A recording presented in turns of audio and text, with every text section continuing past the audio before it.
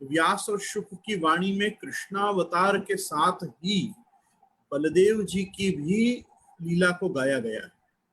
ऐसा दाऊ जी की लीला का कोई स्वतंत्र स्कंध नहीं है। जैसे हम अन्य अन्य अवतारों में देखते हैं कि नरसिंह जी का चरित्र जो है, प्रहलाद चरित्र, नरसिंह जी का अवतार का पूरा क्रम वो 7वें स्कंद में दिया हुआ है। वामन जी का पूरा अवतार क्रम जो है वो 8वें स्कंद में दिया हुआ है। रामावतार के विषय में 2 अध्याय में शुक प्रोक्त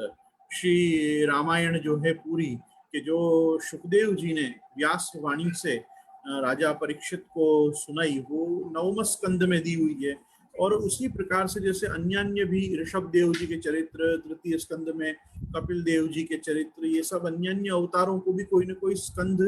डेडिकेट किया गया है। लेकिन हम देख सकते हैं कि उसके सामने ऐसा बलराम जी को कोई, बलदेव जी को कोई अलग से स्कंद श्रीमद् भागवत में नहीं दिया गया है। दाऊ जी की जो भी लीला है, यद्यपि यदि हम ध्यान से 10वें स्कंद की उत्थानिका या प्रथम अध्याय का प्रारंभ देखें, तो राजा परीक्षित ने प्रश्न तो दाऊ जी के विषय में ही किया था। मतलब कृष्ण चरित्र तो वो सुनना चाहते ही हैं राजा परीक्षित, लेकिन उन्होंने प्रश्न यही किया था कि बिना देहांतर के बलदेव जी जो हैं वो देवकी जी से रोहिणी जी में कैसे पहुंचे, आप इसका भी मुझे खुलासा करिए। तो 10वें स्कंद के प्रारंभ में भी हम देख सकते हैं कि जितनी उत्सुकता राजा को श्री कृष्ण चरित्र श्रवण करने की रही, उतना का उतना उनको दाऊ जी के बारे में भी, बलदेव जी के बारे में, बलराम जी के बारे में जानने का भी वैसा ही आग्रह राजा को रहा है। कहने का मेरा जो तात्पर्य है वो ये है कि उसी प्रकार से हम देख सकते हैं कि अब मैं ये बात क्यों विशेष कह रहा हूं। आप देखो कि जैसे पहले भी मेरे अन्य व्याख्यानों में मैं ये बात बता चुका हूं कि दशावतार की गणना में कृष्णावतार नहीं आता। कृष्ण का जो अवतार है वो दशावतार में गिना नहीं गया है। जैसे वेदानुद्धरते जगन्य वहते भूगोल मुद्विव्रते दैत्यम दारयते बलिम छलयते क्षत्रक्षयम कुर्वते पौलस्त्यम जयते हलम कलयते कारुण्य मातन्विते म्लेच्छान्मूर्छयते दशाकृति कृते कृष्णाय तुभ्यम नमः। ये जो दशाकृति हैं, दशावतार जो हैं, ये कृष्ण के ही दशावतार हैं। अवतारी हरि कृष्ण श्री भागवत ईर्यते यज्ञ रूपो हरि पूर्व कांडे ब्रह्म तनु परे अवतारी हरि कृष्ण श्री भागवत ईर्यते। कहने का मेरा तात्पर्य ये है कि हमारे यहाँ मत्स्य कूर्म वराह नरसिंह वामन परशुराम राम बलराम बुद्ध और कल्कि दशावतार में ये ही प्रधानतया लिए गए हैं। जैसे दक्षिण में इनमें एक स्थान में हयग्रीव को भी लोग गिनते हैं, वैसे ही कुछ परंपराओं में कृष्ण को भी एक अवतार माना होगा।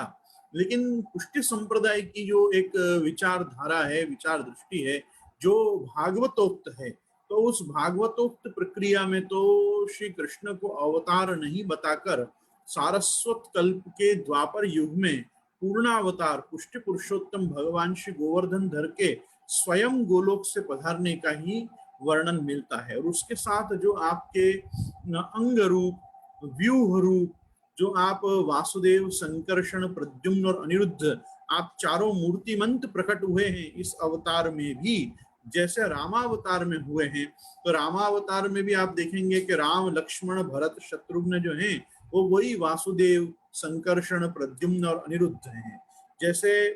मैंने कुछ दिनों पूर्व गोस्वामी 108 श्री मथुरेश्वर जी महाराज श्री दादाजी, जिनको हम बड़ौदा में अभी वर्तमान में संबोधित करते हैं, मथुरेश जी महाराज का एक बहुत सुंदर व्याख्यान हमने सुना था, जिसमें उन्होंने ये बताया था कि जैसे हम आज मानते हैं कि सारस्वत कल्प में जो पूर्णावतार पुष्टि पुरुषोत्तम भगवान श्री कृष्ण आप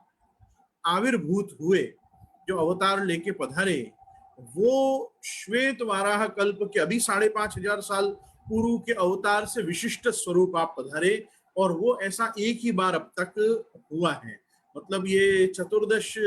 मनुओं के मनवंतरों में अपन जैसे वैवस्वत मनु के मनवंतर में इस समय है, श्वेत वाराह कल्प में इस समय है, तो इस श्वेत वाराह कल्प से पूर्व जो सारस्वत कल्प रहा उसमें पुष्टि पुरुषोत्तम भगवान श्री कृष्ण ही मूल रूप से आप स्वयं पधारे हैं, आपने कोई अवतार नहीं लिया। जैसे अभी 5,500 साल पहले जो कृष्णावतार हुआ है वो अवतार रूप में भी गिना गया है। इसी कारण से अन्य पुराणों में, उप पुराणों में कहीं कहीं उनको भी दशावतार के क्रम में कृष्णावतार को भी लिया गया है। हरिवंश पुराण है,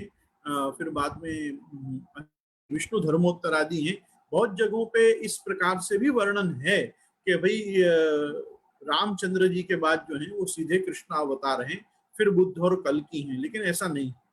एक वस्तु को समझिए, अपने यहाँ दशावतार के क्रम में जो आप विराज रहे हैं वो साक्षात बलदेव जी ही भगवान श्रीमन नारायण का जो है वो 8वां अवतार हम देख सकते हैं कि 8वें अवतार के रूप में बलदेव जी आप स्वयं विराज रहे हैं। वो संकर्षण व्यू रूप भी हैं, भगवान के धाम रूप भी हैं, वो शेष रूप से दास रूप भी हैं, और बहुत से प्रकार से लीला में सहयोगी हैं। और हम अभी प्रवर्तमान समय में लोगों को सौकर्य हो इसलिए बता रहा हूं कि गीता प्रेस गोरखपुर के द्वारा छपने वाली जो श्रीमद् भागवत जी का संस्करण है, इसके 10वें स्कंद के 15वें अध्याय में हम देख सकते हैं कि 4 श्लोकों में भगवान श्री कृष्ण ने भी बलदेव जी की स्तुति की है। और उस पूरी स्तुति में श्री सुबोधनी जी सार रूप में यही बताती है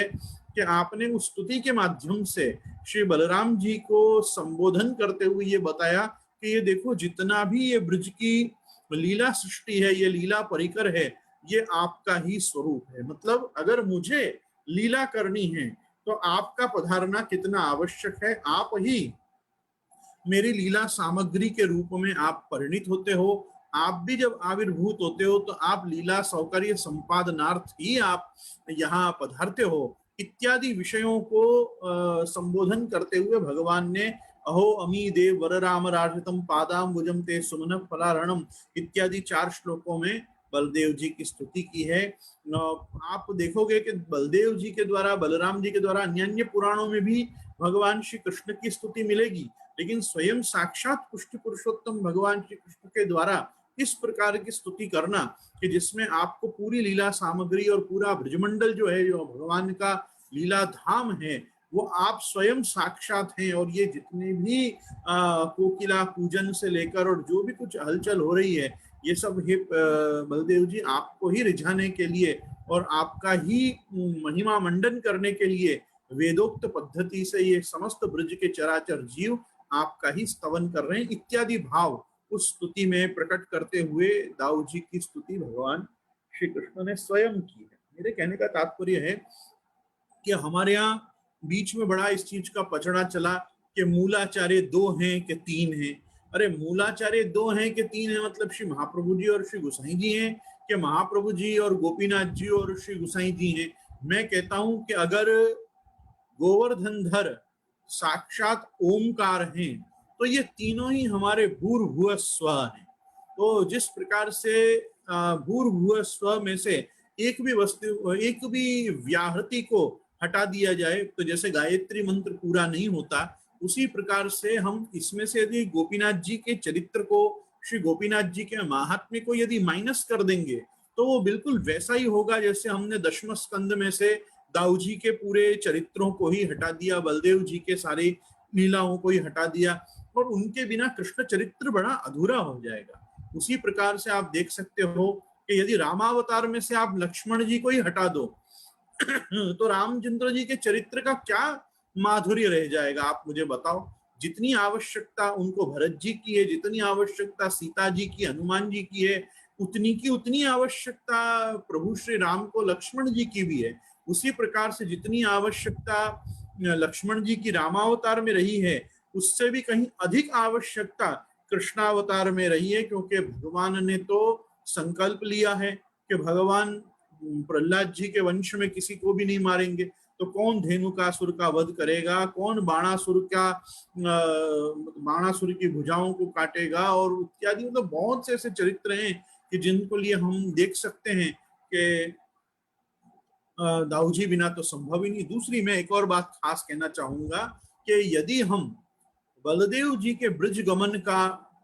अध्याय पढ़ें तो वहां यमुना कर्षण करके यमुना जी को भी अपना स्वरूप बलदेव जी ने बताया है, हस्तिनापुर कर्षण करके आपने हस्तिनापुर वासियों को भी अपने मूल स्वरूप का अनुभव कराया है। तो इत्यादि पूरा दशम स्कंद पूर्वार्ध और उत्तरार्ध आपको और मुझको ये संबोधन देता है कि जितना कृष्णावतार को हमने बड़ा समझा है, उसके बड़प्पन में पूरा भाग उनके बड़े भाई श्री बलदेव जी का भी रहा है। और इसी कारण से संप्रदाय में ये जो मान्यता ही नहीं अपितु विश्वास है, वो ये विश्वास है कि यदि पुष्टि पुरुषोत्तम भगवान श्री कृष्ण आप प्रभुचरण श्री गुसाई जी के रूप में पधारे हैं, तो निश्चित ही आपसे पूर्व श्री गोपीनाथ जी भी श्री बलदेव जी के रूप में, श्री बलराम जी के ही रूप से आप अवतरित होके अब आविर्भाव तिरोभाव शक्तिर वही गुरु वैरिणा, अपने यहाँ तो ठाकुर जी के लिए भी सुखदेव जी ने सुस्पष्टतया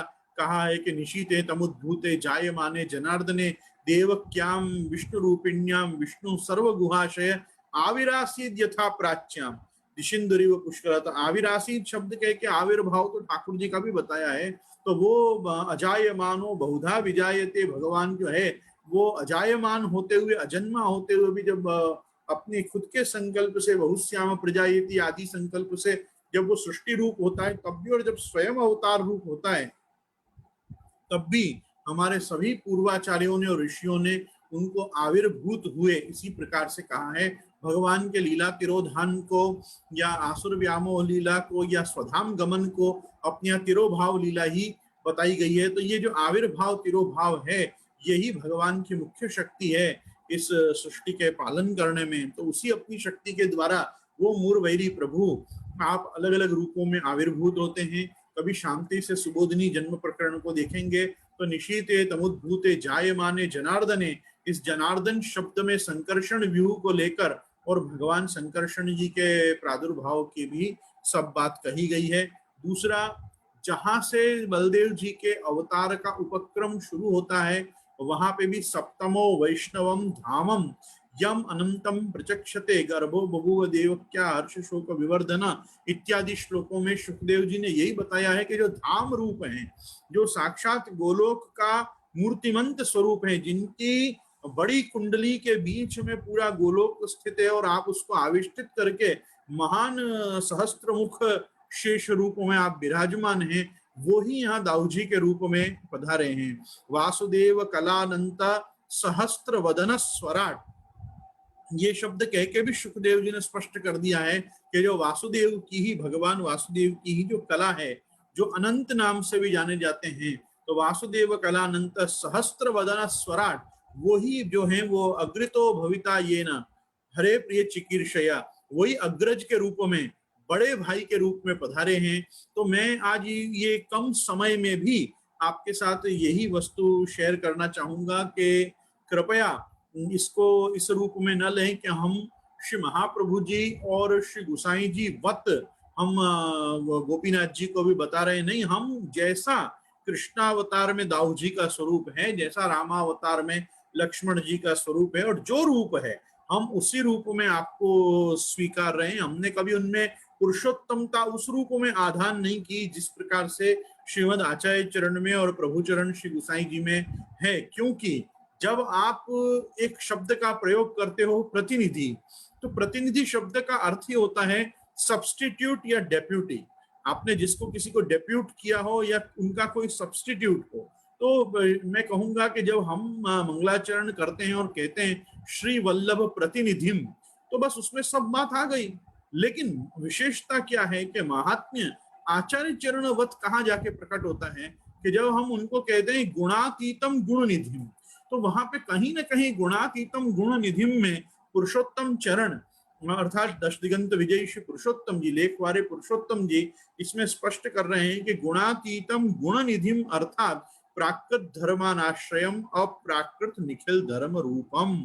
तो मैं भी उस चीज के समर्थन में तो इतना ही कहूंगा कि पूर्वाचार्यों के स्वरूप महात्म्य के तादात्म्य का चिंतन ज्यादा करना चाहिए, तारतम्य का चिंतन कम करना चाहिए। कितने लेवल श्री गुसाई जी से और आचार्य चरण से गोपीनाथ जी कम हैं, ऐसा तो दुर्बुद्धि लोग ही सोचेंगे कि उनमें अपन ये विचार करें कि कितना लेवल वो कम है। नहीं, वो जिस लेवल पे हैं, जो लेवल पे आप विराज रहे हैं, वो ही उस पूरी अवतार की योजना के लिए उपयुक्त है, आवश्यक है, और उसी प्रकार से इतिहास में घटित हुआ है। मैं भक्ति सेतु हवेली से चाहूंगा कि एक बार सबको स्क्रीन पे मुझे दिखाएं तो मैं सबको देख सकूं।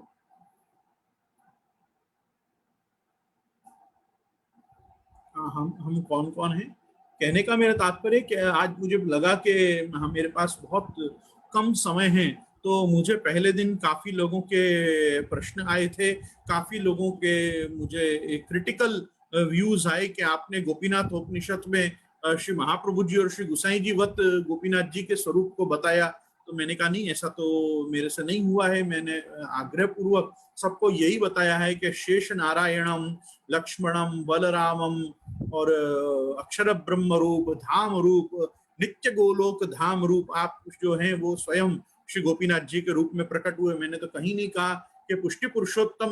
के आवेश रूप में या पुष्टि पुरुषोत्तम के स्वरूप में प्रभु चरण श्री गोपीनाथ जी प्रकट हुए हैं। देखो, सबसे बड़ी बात है कि आचार्य चरण के ज्येष्ठ पुत्र हैं, और ज्येष्ठ पुत्र हैं तो जैसा महात्म्य श्री गोसाई जी का है वैसा महात्म्य ऐतिहासिक दृष्टि से तो श्री गोपीनाथ जी का भी स्वीकारना ही पड़ेगा और करना चाहिए भी। अच्छा, सबसे बड़ी बात क्या है, आज भी आप तिलकायत परंपरा,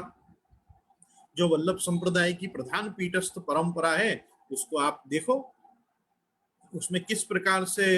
रखा गया है। श्रीमद आचार्य चरण, उसके बाद प्रभुवर चरण श्री गोपीनाथ जी, फिर प्रभु चरण श्री विठलनाथ जी, श्री गुसाई जी, उसके बाद गोपीनाथ जी के आत्मज श्री पुरुषोत्तम जी, जिनका अभी अभी उत्सव आने वाला है अष्टमी को।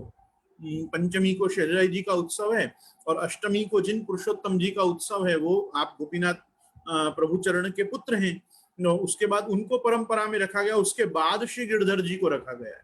तो जो श्री गुसाई जी के ज्येष्ठ पुत्र गिरधर जी हैं, वो परंपरा में पहले नहीं आते हैं। गुसाई जी के बाद और गिरधर जी से पहले पुरुषोत्तम जी को लिया जाता है, क्योंकि वो ज्येष्ठ भ्राता के पुत्र हैं। तो और खुद गुसाई जी से पूर्व परंपरा में भी ज्येष्ठ भ्रातृत्व नहीं, संप्रदाय अधिपति रूप में, संप्रदाय तिलकायत के रूप में गोपीनाथ जी को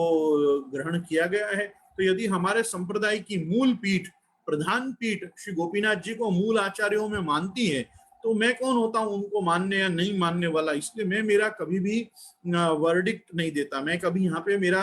जजमेंट नहीं देता। कहाँ क्या वस्तु बताई गई है, समाज के सन्मुख, आप श्रोताओं के सन्मुख, वैष्णव आग्रही मतलब परंपरा आग्रही वैष्णवों के सन्मुख बस उतनी बात प्रस्तुत करना ही मेरा ध्येय है कि बस भगवत कृपया हम खाली इतना देखें, हमारे शास्त्रों में, हमारे ग्रंथों में, हमारे इतिहास में क्या वस्तु हमको बताई गई है। इसमें कोई कहेगा कि नहीं जैसा श्री गोसाई जी का महात्म्य वैसा ही गोपीनाथ जी का महात्म्य, तो भी मैं कहूंगा नहीं नहीं बिल्कुल सही बात है, वैसा ही महात्म्य। कोई कहेगा नहीं गोसाई जी का महात्म्य ज्यादा है, गोपीनाथ जी का महात्म्य कम है, तो मैं कहूंगा ये आपकी दृष्टि है, ये अपनी अपनी विचार दृष्टि है, विचारधारा है। ग्रंथों में तो श्रीमद आचार्य चरण के बाद श्री गोपीनाथ जी को ही लिया जाता है। और अगर ये बात घटित नहीं हुई होती समझो, तो पूरा कृष्णदास अधिकारी का और गुसाई जी का और विप्रयोग का लीला संबंध छोड़ दो। मैंने तो पहले भी कहा था, भाव प्रकाश ही जाके उस वार्ता को समझाता है। पर ऐतिहासिक दृष्टि से तो यही पता चलता है कि गोपीनाथ जी की विद्यमानता या गोपीनाथ जी के पुत्र पुरुषोत्तम जी की विद्यमानता के और उनके तिलकायत होने के कारण ही कहीं ना कहीं कृष्णदास जी ने श्री गुसाई जी को षण मास के विप्रयोग के लिए बाधित किया। तो कहने का मेरा तात्पर्य, मैं तो ये नहीं कहता हूं कि मंदिर में आने से या श्रीनाथ जी की सेवा में आने से रोका, मैं ये कहूंगा विप्रयोग के लिए, आपको विप्रयोगानुभव, विरहानुभव के लिए बाध्य किया। बस मैं तो इस प्रकार से ही कहता हूं। तो मेरा आप सभी मेरे प्रियजनों से ये विशेष आग्रह है। देखो, हम अभी भी थोड़े ये भले वापी सिटी है, लेकिन थोड़ा यहाँ टाउन और विलेज का टच है ही। तो बार बार यहाँ पे लाइट का जाना, और इस समय बरसात के दिनों में अंतरजाल की व्यवस्था, इंटरनेट का बराबर नहीं आना, ये सब तो मेरे को थोड़ी बहुत परेशानियां भोगनी पड़ती हैं। और इसके साथ आप लोगों को काफी सफर करना पड़ता है। करीबन 40 मिनट आपको मेरे कारण वेट करना पड़ा। तो मैं तो खास आप सभी से यही आग्रह करता हूँ कि अपना ये जो अंतरजालीय जूम अंतर्गत पारिवारिक सत्संग चलता है, और अब तो हमारे रूपेश भाई के और जयेश भाई मोदी के सौजन्य से फेसबुक लाइव भी हो पाता है। तो मैं तो फेसबुक, यूट्यूब और इस जूम के अंतर्गत आने वाले आप सभी मेरे प्रिय पात्र श्रोताओं से मैं यही आग्रह करता हूं कि इसी प्रकार से मेरे संग बने रहें, ताकि मुझे और प्राचीन चीजों को समाज में आज आधुनिक रूपों में आपके समक्ष लाने का मेरा आग्रह बना रहे। आज 15 मिनट, 15 से 20 मिनट मुझे प्राप्त हो पाई, तो इसमें मैं जो भी मेरे मन की बात आपसे शेयर कर पाया, आपको बांट पाया, मैं आज इसी के साथ आश्रय के पद की कामना करता हूं अपन सबके बीच में। लेकिन मुझे बहुत दुख है कि मेरे एक एक दो दो दिन कम होते जा रहे हैं, और कुछ प्रयास करेंगे कि हम कोट की आरती अर्थात सांझी की संपूर्णता तक हम हमारे इस ग्रंथ को संपूर्ण करें, क्योंकि अगर ऐसे एक आध दो दिन का अगर कुछ डिस्टर्बेंस आता रहेगा तो मुझे फिर 127 श्लोक कैसे खींचने, ये मेरे जानकारी के बाहर है इस समय। लेकिन मैं रूपेश भाई से भी आग्रह करता हूं कि अपनी जो सीरीज अभी प्रभु चरण के उत्सव तक ही रखी गई है, उसके दूसरे दिन भी आप देखोगे तो तृतीय कुमार श्री बालकृष्ण जी का उत्सव है, और फिर 2 दिन बाद तो सांझी संपूर्ण हो रही और अधिक मास प्रारंभ हो रहा है। तो अपन अधिक मास के एक दिन पूर्व तक कम से कम इस ग्रंथ को संपूर्ण करें, और आगामी अधिक मास में भी हम किस प्रकार से नित्य ये जूम के माध्यम से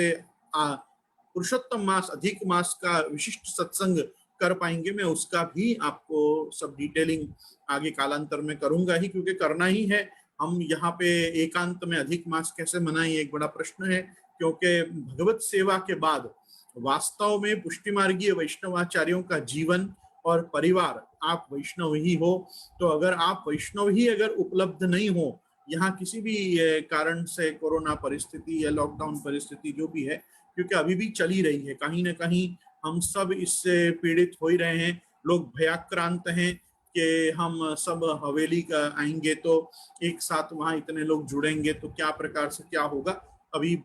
मुझे कुछ सूत्रों से ऐसी भी बधाई प्राप्त हो रही है कि 17 या 18 तारीख से हमारी प्रधान पीठ श्रीनाथ जी मंदिर में दर्शनों का क्रम नित्यवत पुनश्च प्रारंभ हो रहा है। तो यदि वहां जिस दिन भी जिस रूप में अष्टयाम दर्शन का क्रम प्रारंभ हो जाएगा, उसके बाद हम भी दूसरे दिन से यहाँ पे दर्शन के क्रम को यथावत करने का पूर्ण प्रयास करेंगे, क्योंकि यहाँ जब हम परिस्थिति को खोलें तो हमको कोई ना कोई लेवल वाइज ही जाना पड़ेगा, जैसे मंगला और केवल शयन खोलना, या किस किस प्रकार से लोग आने शुरू हो रहे हैं इत्यादि विषयों पे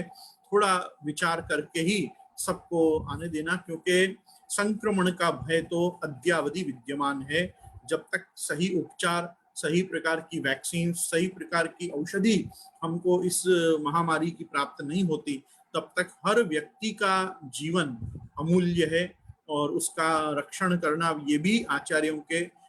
चरित्र में उत्तरदायित्व में आता है। तो मैं बस उसी कारणों से मेरे प्रिय परिवार के जितने भी सदस्य हैं वापी में विराजमान सब वैष्णव, मैं उनको आवाहन नहीं दे पा रहा हूँ हवेली आने का कि भाई आप अपने इस घर भी अब आप अपनी छूट से आ सकते हो। मेरा बहुत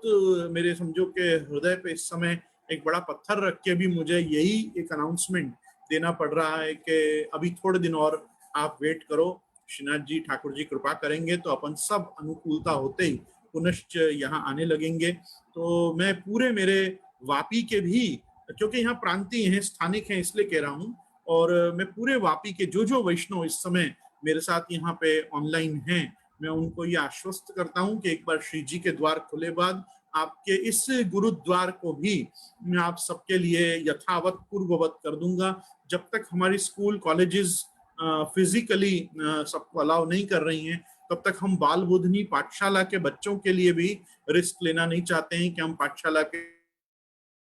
सब बच्चों को यहाँ वापस एक करें। नहीं तो मैं ऑनलाइन पाठशालाओं से बहुत संतुष्ट हूँ। इस समय जो भी बाल बोधनी पाठशाला के भक्ति सेतु हवेली के टीचर्स जो प्रयास कर रहे हैं और जिस ढंग से अभी भी अपने सारे छात्रों को, बच्चों को बांधे हुए हैं अपने प्रेम के पाश में, वो एक बहुत बड़ी उपलब्धि है। और इसी प्रकार से वैष्णवों के बच्चों का टीचर्स से जुड़े रहना, ये भी हमारे भक्ति सेतु की एक पारिवारिकता को ही दर्शाता है। मुझे अभी लेटेस्ट जानकारी ये भी मिली है कि जैसे हम यहाँ ऑनलाइन पाठशालाओं में बहुत अच्छा कर रहे हैं, उसी प्रकार हैदराबाद सिकंदराबाद बाल बोधनी पाठशाला भी ऑनलाइन मिरेकल्स इस समय कर रही है। और वहां भी जो जो हमारी शाखाओं में बच्चे हैं वो लोग विधिवत पूर्ववत पढ़ रहे हैं और ठाकुर जी की कृपा से आगे संप्रदाय में बढ़ रहे हैं। तो इन्हीं सब सूचनाओं के साथ और एक आश्वासन के साथ और एक अभिलाषा के साथ कि बस श्री गोवर्धन धर पूर्ववत अपन सबका जीवन सुखमय और स्वच्छंद करें तो अपन सब एक दूसरे के यहाँ आ जा सकें। मैं खुद भी मेरे काफी परदेशों को पोस्टपोन करता करता थक चुका हूँ। मुझे भी बाहर आने की जाने की बड़ी इच्छा है, क्योंकि संचारम जिसको हमारे यहाँ परदेश कहते हैं, संचारम और परदेश प्रवास करके पुष्टि संप्रदाय का प्रचार करना भी भूई भक्ति प्रचारिक कृते स्वान्वयत कृत पिता में भूई भक्ति प्रचारिक भी श्रीमद आचार्य चरण का एक दिव्य स्वरूप है, जिसका अनुसरण भी आचार्यों को करना चाहिए। तो जहां जहां भी मेरे प्रदेश के स्थानों में मैं अभी नहीं पहुंच पा रहा हूं, मैं वहां के वैष्णवों को भी आश्वस्त करना चाहता हूं कि जैसे ही कमर्शियल फ्लाइट्स, ट्रेन इत्यादि सब यथावत स्टार्ट हो जाएंगी, मैं प्रथम कहते हैं ना प्रथम चरण में मैं सबसे पहले आपके सामने उपस्थित होने का शीघ्रातिशीघ्र प्रयास करूंगा। और जिन लोगों को भी मेरे स्वास्थ्य विषय की जानकारी थी, मैं उनको खास कहना चाहूंगा कि अब मैं